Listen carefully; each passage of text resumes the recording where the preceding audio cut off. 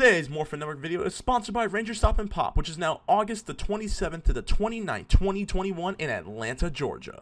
And Ranger Stock Convention, which is now November 11th to the 14th, 2021 in Orlando, Florida. Go to rangerstop.com for more info.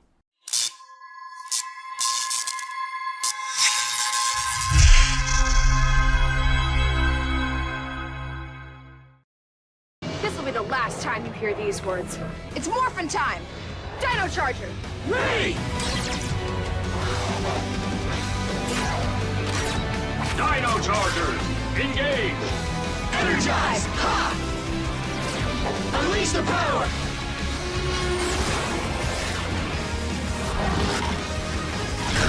Power Rangers, Dino Charge!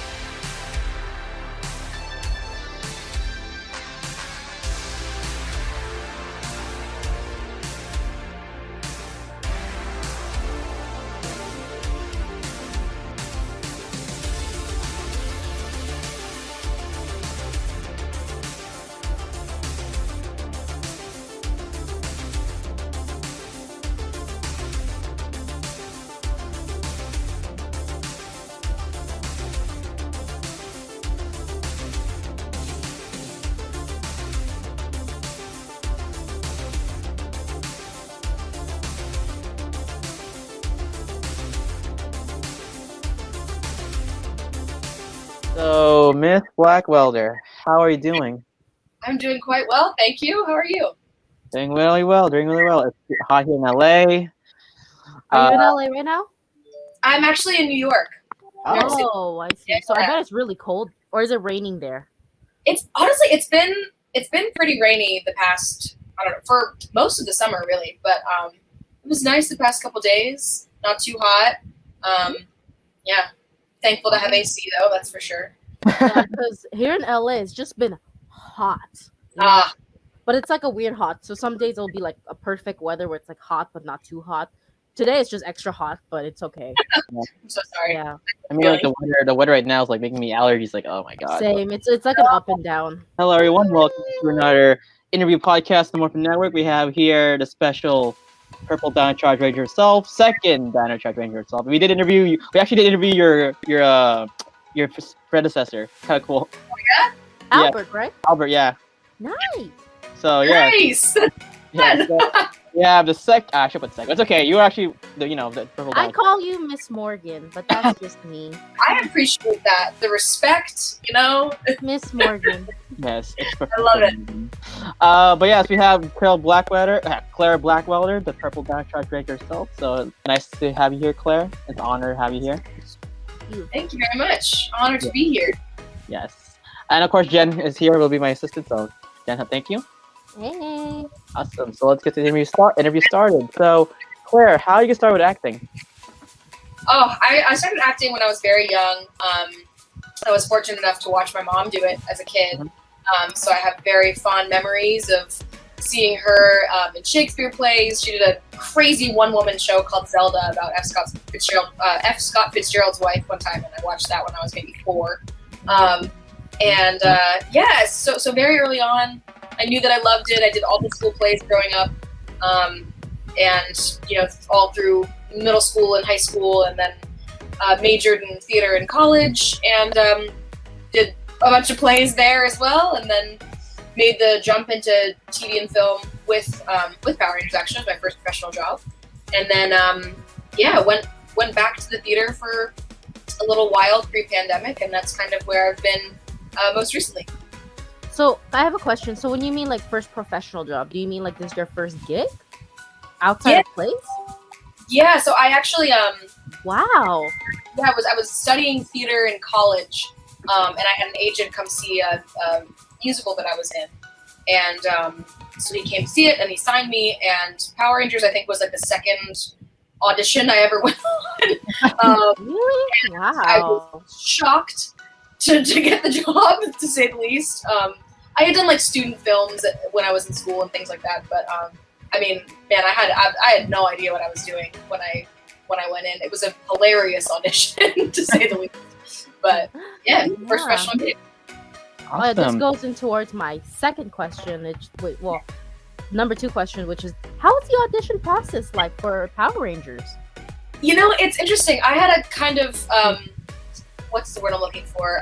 Untraditional or unique audition experience, because I know that a lot of people who auditioned for the show went through several rounds of auditions, and they had to go back over and over again. And really, I only went in twice. I think they were pretty late in the game of auditioning when I finally went in. So I went in for the first time when it was a much smaller group. Mm-hmm. They'd already, I think, like narrowed down the candidates a little bit. But I I called my mom crying in the car before the audition, and I was like, "Mom, I'm auditioning for Power Rangers, and the description says that I have to have an athletic build and ability and a superhero look, and I don't look like a superhero. Like, I don't know what I'm doing. I've never been on TV before." And she goes, "Well, Claire, you're not going to get the job anyway, so just, That's me. It was in the nicest possible way, though. She just meant, she was like, the chances are so slim of you actually getting this job, so just go and have fun. So that's what I did. I went in and I kind of tried to forget about it. I didn't know what I was doing. I brought in, usually you bring in an 8x10 headshot with your resume out right on the back. I had like a 4x6 photo that I'd printed at FedEx like half an hour before, and stapled in like one corner. It was very janky. I handed over like 2 copies to the guy, and he says, "Oh, I only need 1." And I said, "Keep it, hang it on your wall." He was like, "What? Who are you?"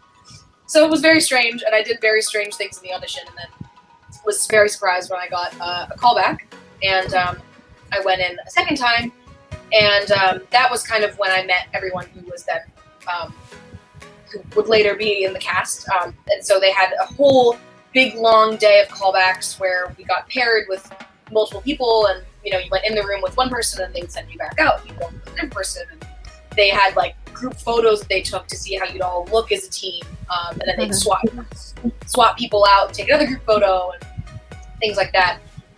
There was a time when they took us all down to the parking lot and had us run on camera just to make sure that we looked okay running, which I thought was kind of funny.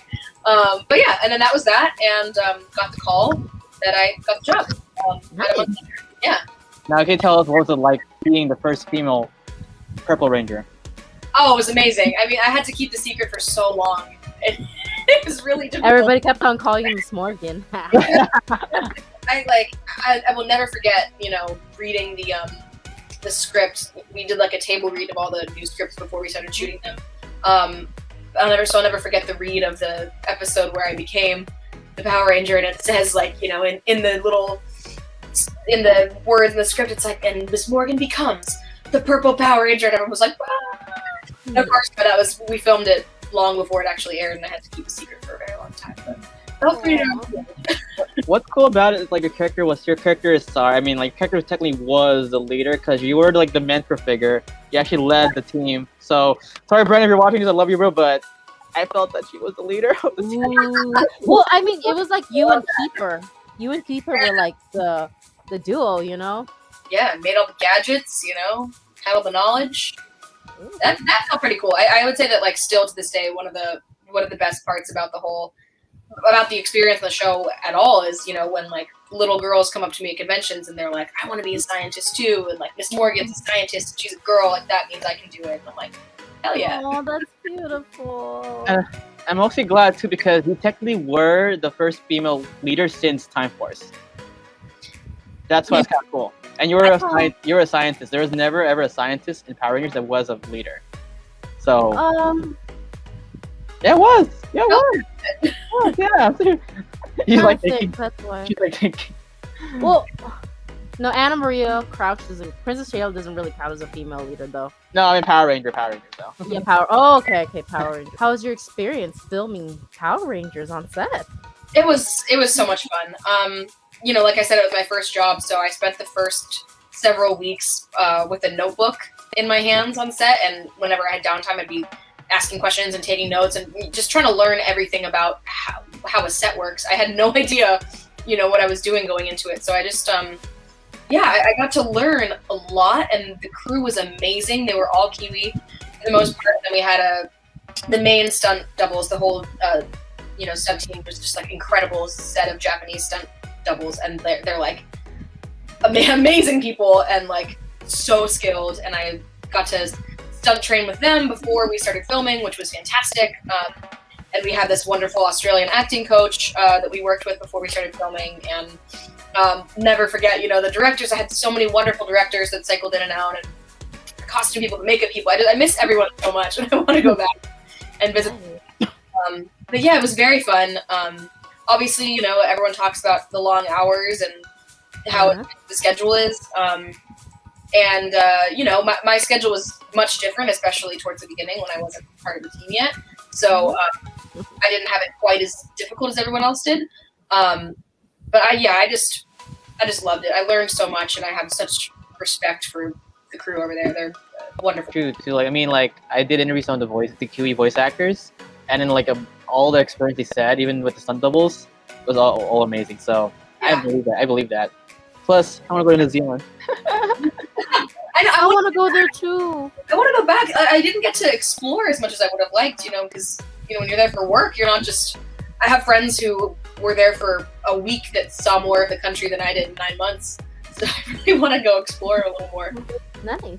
Yeah. Did you go to Hobbiton? I didn't. I'm so bummed. I got a return. Then can you tell us what it was like? Well, you spoke about your action scenes. Now, can you tell us what it was like filming your fight or action scenes? So fun and so stressful. I am such a horrible, like, worst kind of perfectionist. So I get really frustrated with myself if I couldn't get something right. Which I really have to learn how to let go of that, and I'm working on it. But you know, whenever I couldn't get something to look real, or, you know, if Stuntmaster Kazu was like, try it again, but this time, you know, like, change a little bit, I'd be like, I'm so sorry. So, but it was so fun. I mean, I love the fight scenes. I love second unit, and like they're so efficient. Main unit was where we filmed all the drama and the scenes, you know, with dialogue and things like that. And then second unit was the action unit where you film fighting. And second unit just moves so fast, you know, whereas on main unit they're slowly, carefully readjusting the lights, and, you know, you do the same little bit like over and over again until you get it right, things like that. Second unit, it's a machine, and they have it down to a science. And they just roll through as many takes as they need to get it, but very, very quickly. The sound guy on second unit was so cool too. He was so calm, and he let me put his headphones on and listen to everything happening one time. And that's cool. So you like your fight scenes with like Sledge and the monsters? Yeah. It was. So they're so big. Like, personally, Sledge and his monsters, like Poisandra, and all of that. They're just like, I don't know. It's just so weird to me because you know how they can't really like move that much. They are. I mean.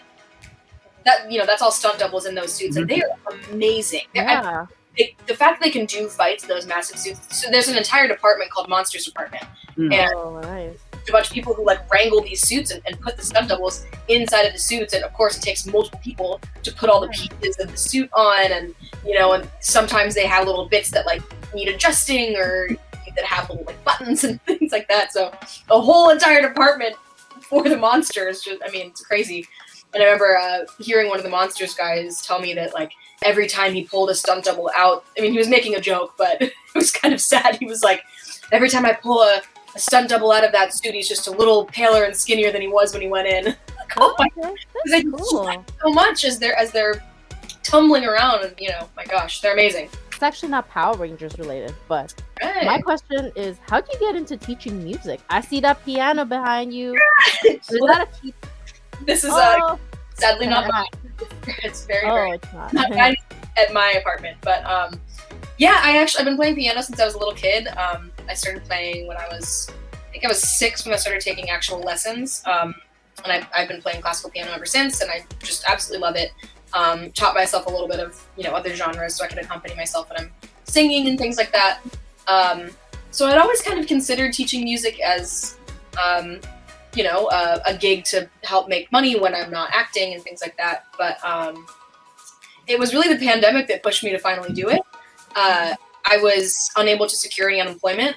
The way that the system works is not very efficient, and I had been doing all these freelance jobs that were based out of different cities, and I couldn't get any unemployment because it wasn't the record wasn't in one particular city to give me the unemployment. So I kind of panicked, and like a lot of people during the pandemic, like fell on some hard times and started looking for gigs. Obviously, like theater was closed, and I bartended for a long time, and bars were closed. So I was like, what am I gonna do? And hit Craigslist, looked for like every single job I could find, and this piano school was hiring. So I went to the piano school and did an interview, and got trained in their method and started teaching piano. So I did that pretty much all through 2020, starting in I think May or June. That's good. At least you had something to do.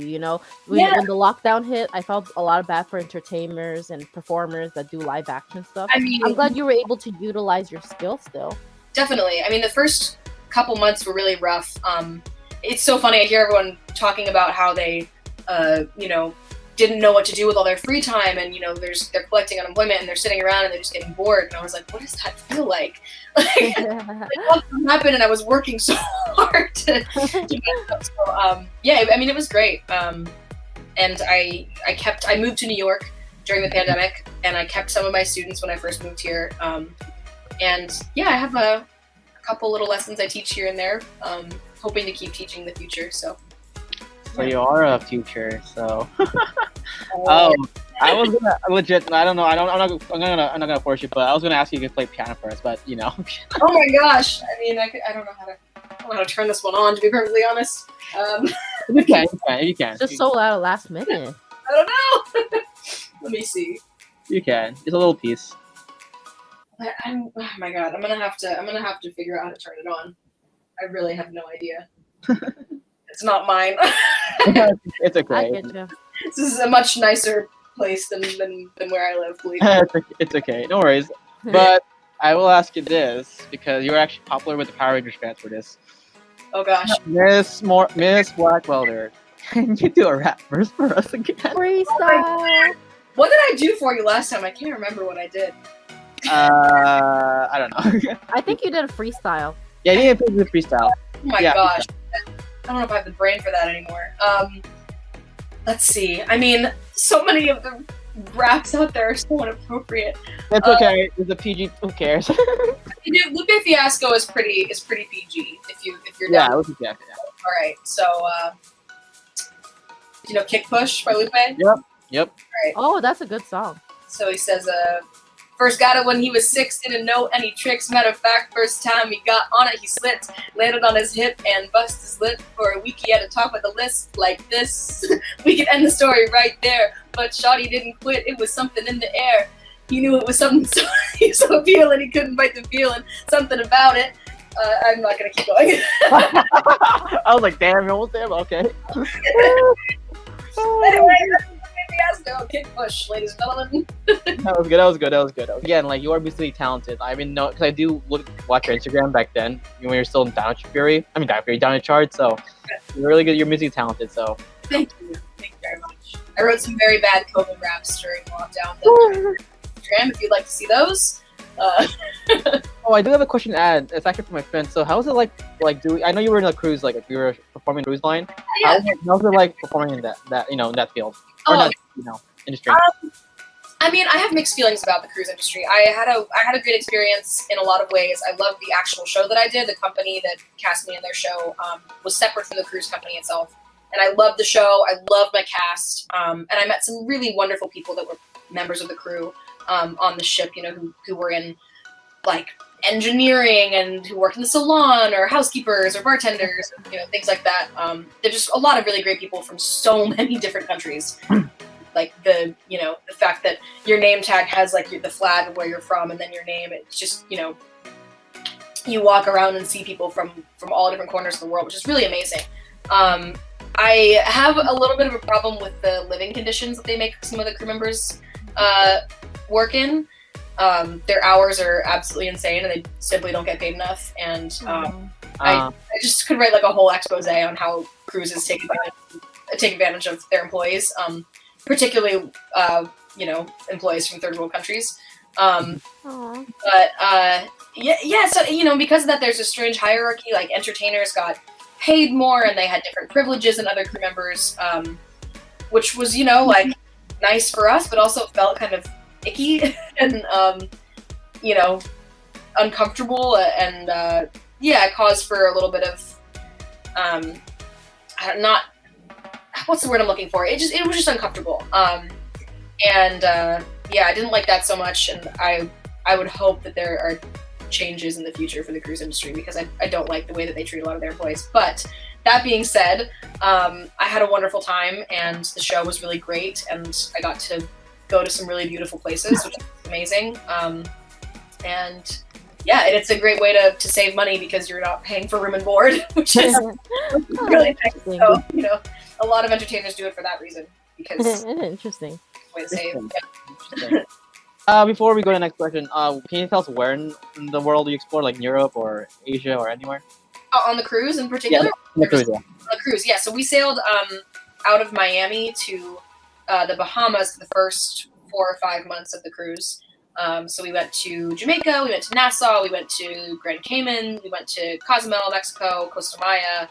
I think that's it. Some tiny little like private island that like the Norwegian cruise line owns. That's just a beach, really. And then for the last 2 or 3 months, we sailed out of New York to Bermuda, which was gorgeous. I preferred that personally, especially because we got to stay there for longer. So it wasn't just like a few hours on land and then come back. It was more like we had time to actually explore. I like rented a little moped and went all around the islands. Went on really long runs and got to go swimming and explore these little caves and things. So I liked it a lot. Nice. Yeah. So we're to the Caribbean. So yeah, race to the Caribbean. That's a big. Oh yeah. So you followed the adventure. So at least you did that happen. Can you tell us about your experience filming Stalked by the Doctor, The Return? Oh, right. I actually Stalked by my doctor. I sure can. Yeah. So that was my second TV job after Power Rangers. Yeah. And it's it's a silly Lifetime movie. I worked with a really great crew. It was this group of people that has made a lot of movies together. So similar to the stunt team, they on Power Rangers, they kind of just have it down to a science, and they know what kind of movies they like to churn out. They know the way they're going to work, and so we shot that movie in 10 days, which is insane to do a feature. Wow. But very long hours. It was 12-hour days at least, just like all day for 10 days. And we filmed it in December. There was a scene where I was supposed to almost drown, so I was at the beach in the water 2 days before Christmas, just absolutely freezing. So that was super fun. But You were in Mexico? No, I was in LA filming that. Oh, okay. Because the film was in Mexico. Yeah, the film was set in Mexico, and we absolutely fixed that. Oh, okay. The first part was set in Mexico anyway, and the rest of it is in oh gosh, where is the rest of it? I think it's in California somewhere. Okay. But yeah, so that was fascinating, and I got to work with Eric Roberts, who was the star of the movie, which was very fun. And he had all kinds of fascinating stories. And I remember one time I was walking from wardrobe to set, and he looks and he says, "Oh, that's a great dress. Like, you know, dress looks nice on you." And I said, "Oh, thank you. Yeah, like I like it too." And he goes, "You should ask if you should keep it." I was like, "Well, it's costume." And he goes, "Claire, let me tell you, everything that I own is costume. I haven't bought a pair of pants since 1976. I was like, "All right, cool, good to know." Did you keep it though? What was that?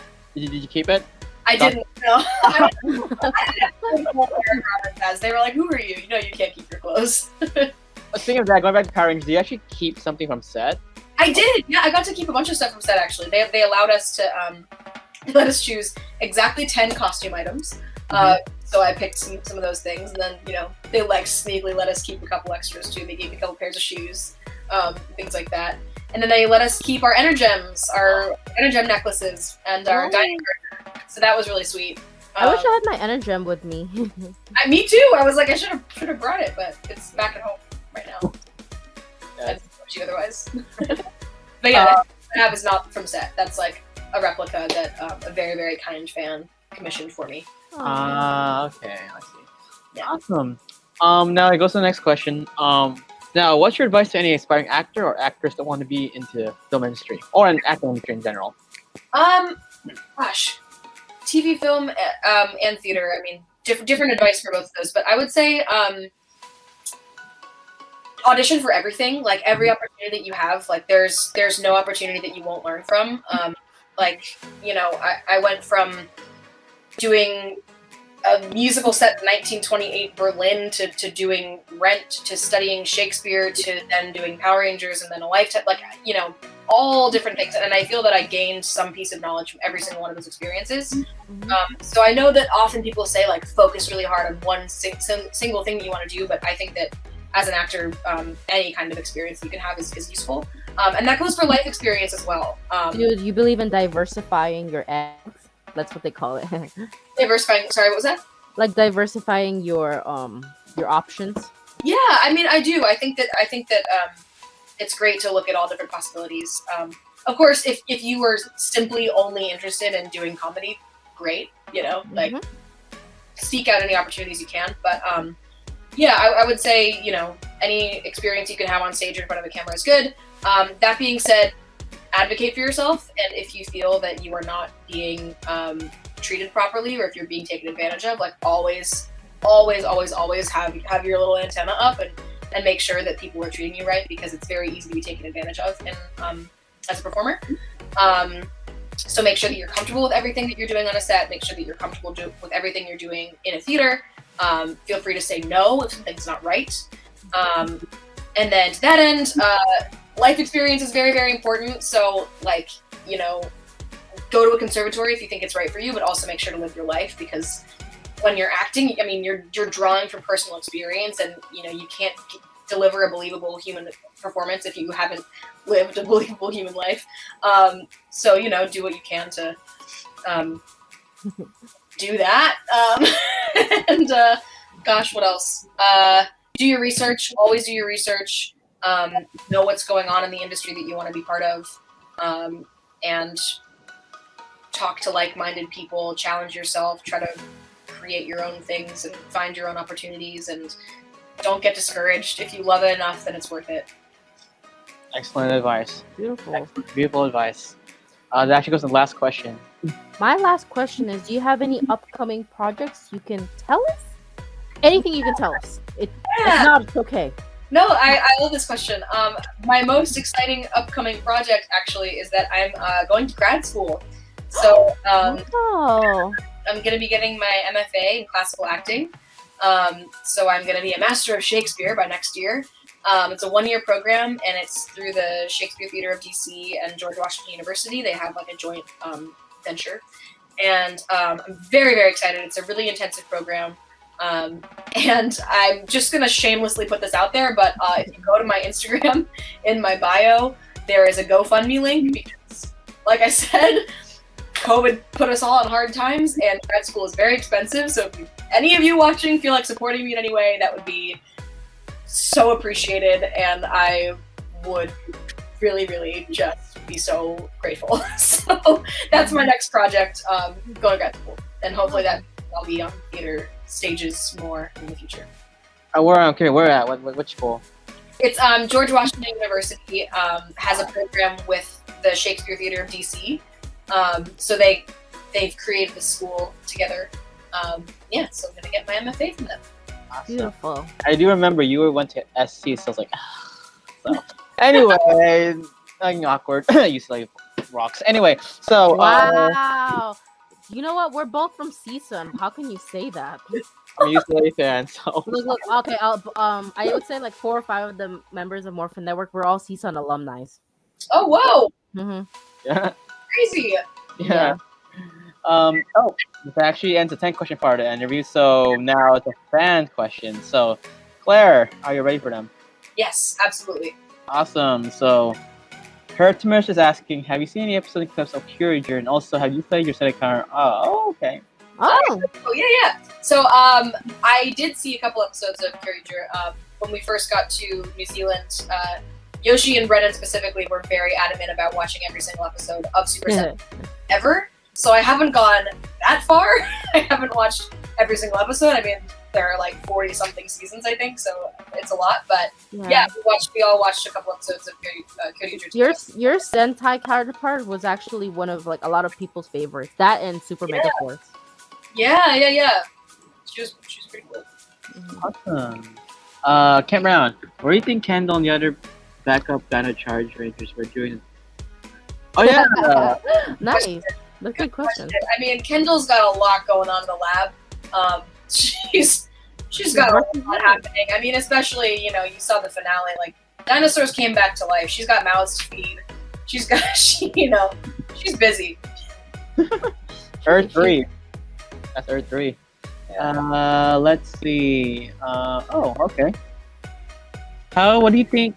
How did Kendall meet Keeper first time? Oh yeah. Oh my god. We talked about this so much, and I think about this all the time. I truly think that that Keeper approached Kendall first. Probably. You are wise. Yeah. I don't know. I mean, she had this great. She's a paleontologist. She already knows so much about dinosaurs. And it was obviously like Amber Beach was a hot spot for all these energems that would appear. So I think that Keeper probably identified the museum and the base and the area and the person that would be right for this endeavor and sought her out. So I think that there was some kind of like back alley meeting, and Kendall was like, "Who are you? And where do you come from?" But once she could trust Keeper, they were kind of. No, I could imagine Keeper being like that person that just like, you are the chosen one. Like, how he reminds me of E.T., right? Yeah. Like, he reminds me of like the way he talks and everything. I can just imagine saying, "For sure, you are a wise one." Yeah, I feel like Keeper just like hypnotized Kendall into teaming up. Yeah. Yeah, it was just like, oh, okay. Honestly, I thought that was actually E.T. when I first watched. Like, is that E.T.? It's like, never mind. I'm playing like first watch. I was like, what the heck? Is that E.T.?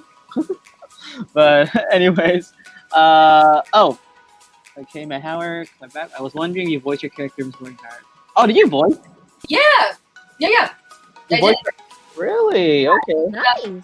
We had when we got back from New Zealand, we did some like ADR work at this place in LA where we would go in and like do some voiceover things for fight scenes every so often. And then there was one time where they contacted us all and they were like, "Hey, so you're gonna go to this, ADR place, but instead of doing, fight dialogue for the show, you're gonna do it for a video game." And it was really fun. I had a great time.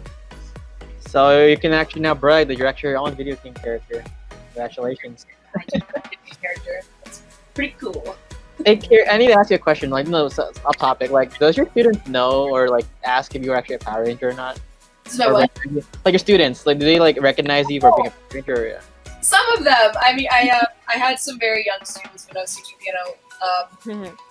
Some of them were like 7. Most of them actually like 7 and 8 years old, and they thought it was cool. They would watch the show, or when they first started taking lessons with me, they had no idea, and then my boss would find it really fun to tell them, and it was always best that they didn't know when we did our first lesson, because I want to be able to have a conversation with them and make sure they're comfortable and they're able to speak up if they don't understand something. Because, if I teach a lesson to somebody who already knows that I'm Miss Morgan, they don't feel as comfortable asking questions or being confused. So, the most important thing you can do as a student is ask questions. So, I usually would tell them like a few lessons in. All right, it's cool though. Yeah. Cool. Aaron Cash, have you ever met Jason and Frank? I actually haven't. I know most people have, and I haven't. I don't think. Maybe briefly. Wow. I'm pretty sure I haven't. Like even in conventions pre-corona? Yeah, I think he was at Morphicon in 2018 when I did it, but I don't think that I actually had a chance to meet him. He was just like in such high demand, and I'm a nobody in the grand scheme of things. Oh. So, But yeah, I don't think I've met him. If I have, it was very brief. Paradigm is asking, what do you think that Kendall will be doing right now, and what is she currently doing? Well, she would still be running the museum / zoo. I think she's probably like studying to get another degree. She's already got a PhD, and now she wants to get another, doctorate of some kind. I think she's like taking night classes to get another degree, simultaneously running the museum. She is like keeping up with all the Rangers as they go off on their studies. It's been so many years now, so all the other Rangers are probably like graduating from college or out in the real world doing stuff. She's probably helping mentor them and having organized FaceTime dates with them all to give them advice and everything. Yeah, that's. Ken's asking, also, what was it like doing the Pink Ranger panel at Morphicon in 2018 when Bella? Okay. Oh, nice. That was cool. It was so cool. I wasn't expecting that I would be included in that, because obviously Pink Ranger panel, but it was great. I'm in such good company with all the people who have, worn the helmet like in the past. And Power Rangers are just so cool. Like they're just, I don't know. There's this shared community of like being really tough and having to know your worth and fight for it. So they're all such cool people. I've met a lot of the big Power Rangers from past seasons, and they're amazing. Yes. Nice. I don't really knew this, but did any fan tell you that you might be related to the Pink Galaxy Ranger? Because the same last name. Oh, I heard about that.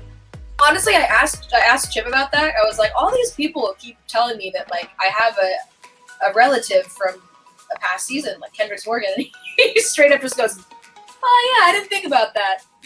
I was like, okay, so this wasn't planned. He was like, "No, that's cool though." I was like, all right. That'd be cool. Like you were the Pink Ranger's daughter. Wait, watch this comic book stuff. Do that. Like, hey, yeah, you were her daughter. Watch. Imagine. Let's see. Good question. What was like to have your own Zord, your own solo Zord? Oh my gosh, so cool! It was awesome. Oh, to me, you had the coolest Zord, but that's just me. It's okay. Thank you. I agree. You know what's cool about your character? I admit that was actually one of my favorite scenes in Dino Charge. Like you actually did Apparel Zord yourself.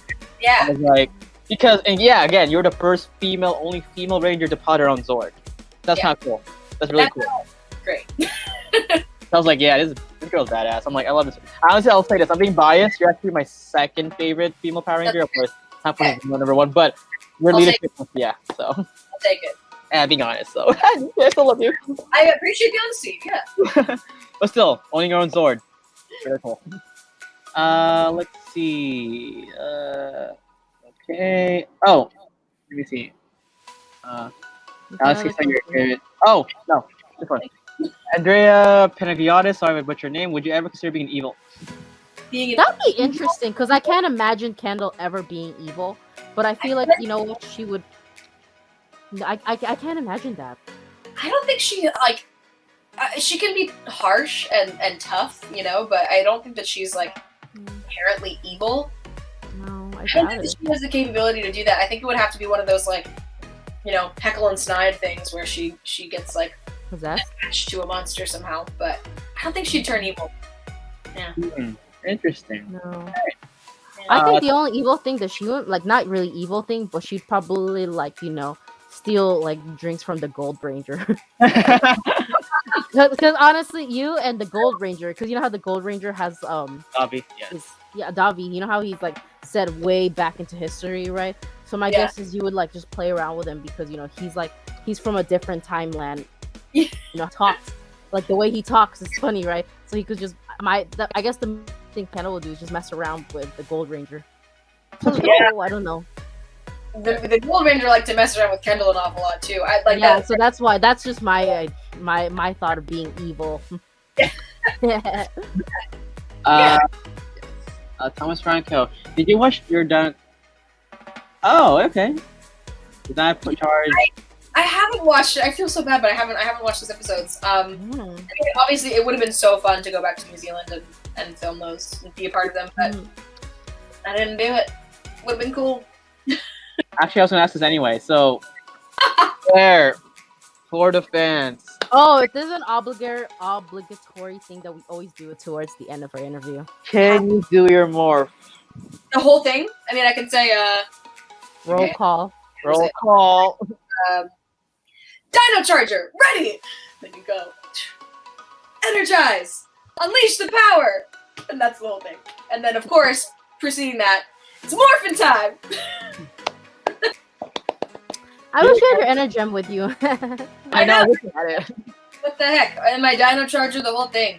I really drank it all. Oh. I'll do one more question. Come on, let's go. If you could do any other color, what would it be? Oh, man!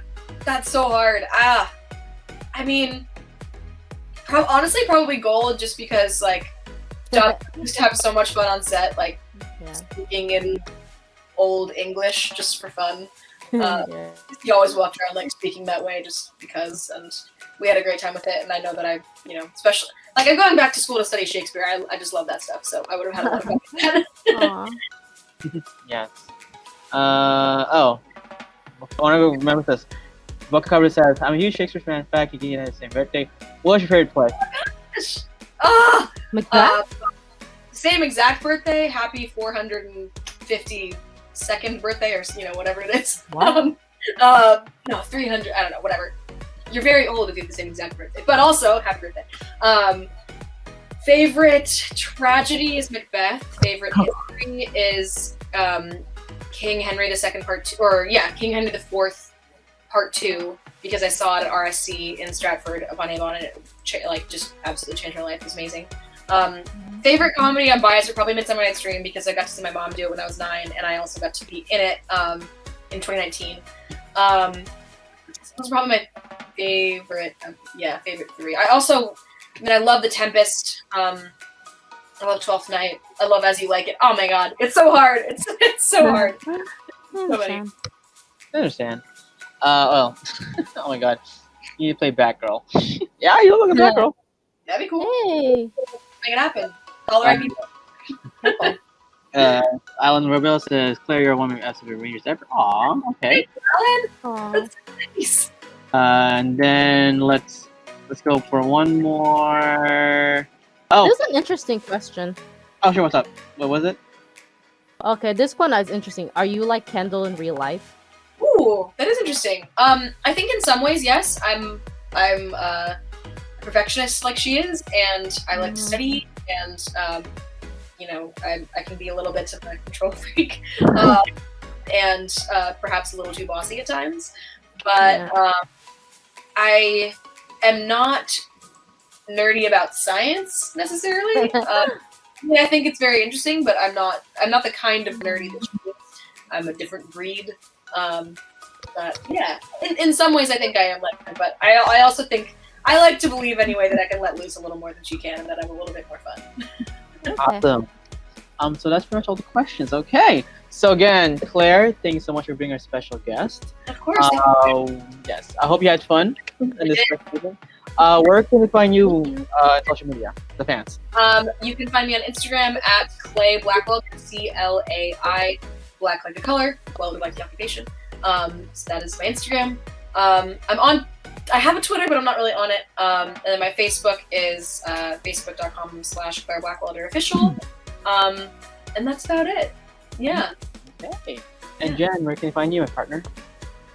You can find me at Instagram at Jen Messina. Hold up. Do I have a? I'm gonna have a banner for it, so I don't have to say it.